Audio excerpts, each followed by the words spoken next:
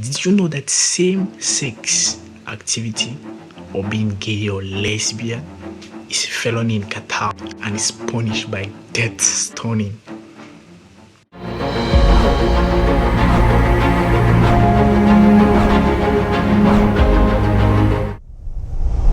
The winner to organize the 2022 FIFA World Cup is Qatar. We are in 2010 when Qatar is assigned the organization of the FIFA World Cup 2022. This is the first ever World Cup competition organized not only by Qatar but by any Arab country. So it's a big win for the Arab community, but it's an absurdity for a lot of people and a lot of countries in the world. And maybe you too, you do not stand with this decision. In Paris, Brussels and Berlin, for example, there are no positive manifestations or parties organized in regards to this competition as we used to see in the past. Today, we make a dive into those things that make the lot be against the organization of this competition in Qatar. The votes that determined the organization of the FIFA World Cup 2022 created some serious controversies with allegations of corruption and human rights violations. It's very common to hear people or even FIFA saying FIFA and its structures don't interfere in politics. Meanwhile, we saw what happened with Russia.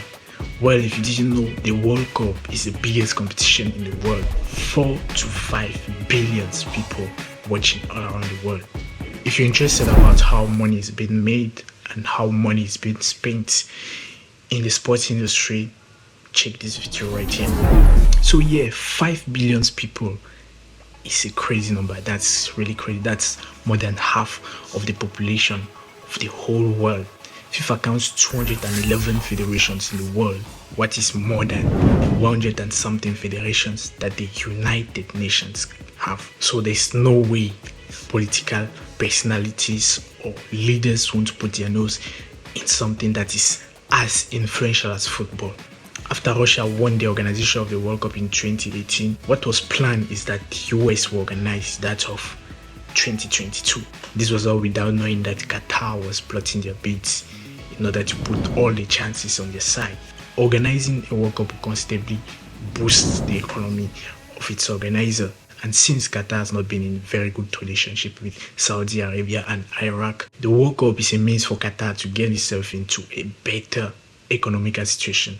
But don't get me wrong, Qatar is one of the most richest countries in the world with their natural gases, with their crude oil, but not being in good terms with your neighbor is not something good. It doesn't ease the trade in and out of the country, but without getting too much into international trade, let's get back to the subject. It's important to point out that Qatar has been massively investing in sports, especially football, for a while now.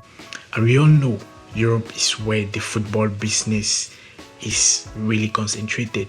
That's where all the big decisions in the football world have been made, where the biggest competitions are, of course. Michel Platini, the boss of UEFA at the time, offered his support and vote to Qatar. And with his influence in the European football side, without a doubt, brought other voters to follow him. The FIFA ex-president Sepp Blatter allegedly also had a hand in Qatar winning the organization of the World Cup 2022. Just some months or years later, he was banned from FIFA with allegations of corruption.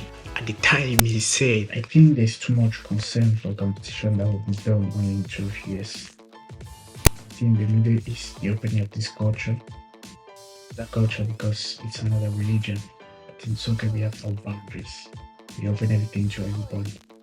I think there should not be any discrimination against any human being, be it on this side or that side, be it left, right, or whatever."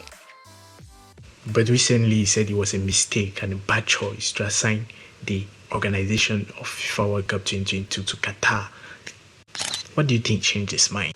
He claims Qatar is too small of a country to organize a competition as big as the World Cup, and I won't deny Qatar is a very small country. Scandals of corruption and fraud have been the headlines following Qatar's organization of the World Cup, but the Qatari side have always denied any allegations made against them. Now, is the organization of this World Cup in Qatar legitimate? I can't tell, but there are definitely a lot of blind spots. Over 21,000 complaints have been filed against Qatar concerning ecological problems and human rights violation, without forgetting that Qatar stands against the LGBTQ community. Qatar is a very small country with a very compact population, and the reserves of natural gas and crude oil has a very high environmental impact. It is estimated that the tournaments, stadiums, fan travel, and broadcasting will cause an emission of about 6 million tons of carbon dioxide. That's like 5 tons of carbon dioxide per audience member. That's like someone flying from Paris to New York 5 times. However, FIFA claims the games will only emit about 3.6 million tons of carbon dioxide. FIFA, together with the Qatari organization department, claim to reduce or offset all carbon emissions related to the games and put in action a carbon neutral FIFA World Cup. Now, I don't know if that's possible, but health organization and environmental protection structures have explained and they have shown their concerns about the organization of this competition in Qatar. In 2021, a report is found that about 6,500 migrant workers have been dead over the 10 past years, which is the same year Qatar won the right to host the 2022 World Cup. Given that 7 of the 8 stadiums of the competitions are all new, it was speculated the construction of these stadiums will link to the deaths, but nothing has been confirmed. Investigations have been made in regards to that. Did you know that same-sex activity or being gay or lesbian is a felony in Qatar and is punished by death stoning? This led to the LGBTQ fans of the competition choosing to boycott the tournament this edition. From corruptions and accusations of fraud, environmental problems, human rights violation, the president of FIFA, Infantino, expressed himself about it. For him, football is a way of making peace between countries and nations, and the only way football can grow is by spreading. What I can say is, in any organization of a competition as big as this one, there are always going to be allegations of corruptions, fraud, and stuff like that. But careful, I'm not saying Qatar is innocent from all these allegations. What I'm trying to say is stuff like this are common, and it's not the only World Cup holding that receives protests. In my opinion, it's more visible because of all the other factors that we saw that weigh on it. As for what concerns the LGBTQ community, it all comes from personal beliefs and where it comes from. During the World Cup 2014 in South Africa and 2018 in Russia, we've seen people that were against this competition being held in South Africa and Russia. But in the end, nothing bad happened. The tournament was delivered properly and normally. And I want to say that's the same thing that's going to happen in Qatar.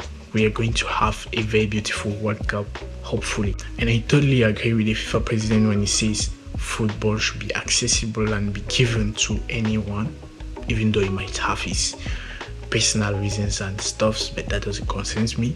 May I stop at his words? And from his words, FIFA should be accessible to anybody, anyone, and for me, that's it. So for you, do you think Qatar deserves to organize this competition?